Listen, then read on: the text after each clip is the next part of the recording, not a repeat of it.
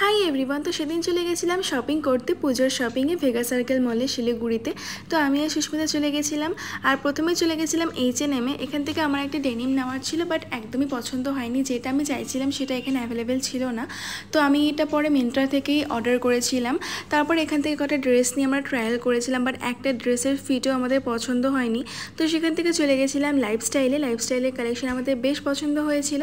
তো এখানে অনেকগুলো ট্রায়াল করার পরে ফাইনালি এখান থেকে দুজনে দুটো ড্রেস নিয়েছি। তারপর চলে গেছিলাম প্যান্টালুন্সে। এখান থেকে আমরা অনেক শপিং করেছিলাম। তারপরে সেগুলো বিল করে ওখান থেকে বেরিয়ে আসি আর চলে যাই মলের একদম ভেতরে। এতক্ষণ ছিলাম মলের এক্সটেন্ডেড পার্টে, তারপরে চলে আসি মেন মলের ভেতরে। এখানে আসলে মিনিসোর একটা নতুন স্টোর খুলেছে, তো ভাবলাম সেখান থেকে ঘুরে আসি।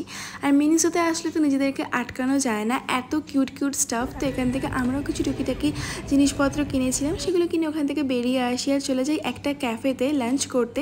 সেখানে গিয়ে কী করলাম দেখতে হলে ফলো করতে হবে পার্ট 2।